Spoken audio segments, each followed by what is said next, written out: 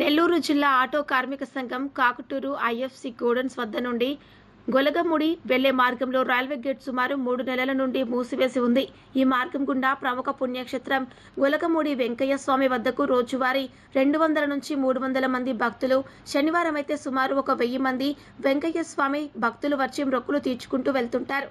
Railway gate మూసివేసిన కారణంగా వెంకటాచలం మీదుగా సర్వేపల్లి అటవీ మార్గంలో తిక్కవరపాడు మీదుగా సర్వేపల్లి చెరువు దగ్గర నుండి గొలసమూడి చేరుకొనుటకు సుమారు 17 కిలోమీటర్ల దూరం ఉన్నది. ఈ గేటు మూసివేసిన దానివల్ల కంటిపల్లి గ్రామ ప్రజలు, రైతులు చాలా ఇబ్బందులకు గురవుతున్నారు. రైల్వే అధికారులను పలు దఫాలుగా గేటు విషయమై అడగగా అండర్ పాస్ బ్రిడ్జ్ శాంక్షన్ అయి ఉందని, అందువల్ల మూసివేశామని తెలియజేశారు.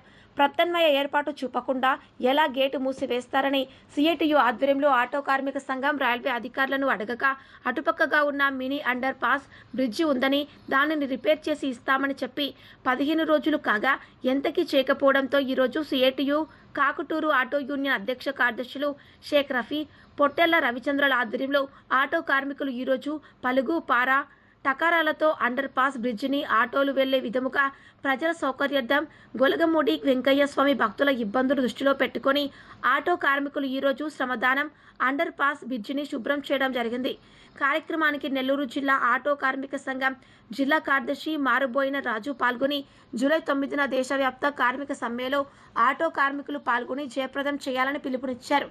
కార్యక్రమంలో నాము, ఏడుకొండలు, కోల రామయ్య, కిరణ్, జి వెంకటేశ్వర్లు, గోపాలయ్య, స్వామి, వెంకటకృష్ణ, రఘురామయ్య, ఉప్పు నరసింహ, ఈగ రత్నయ్య మరియు ఆటో స్టాండ్ సభ్యులు మొత్తం పాల్గొన్నారు.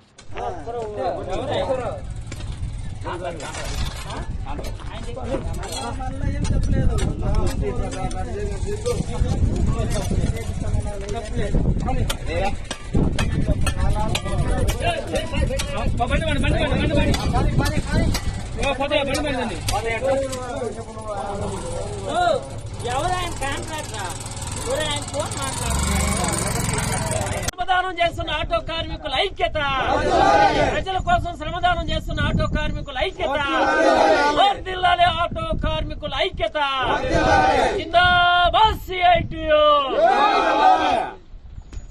Video code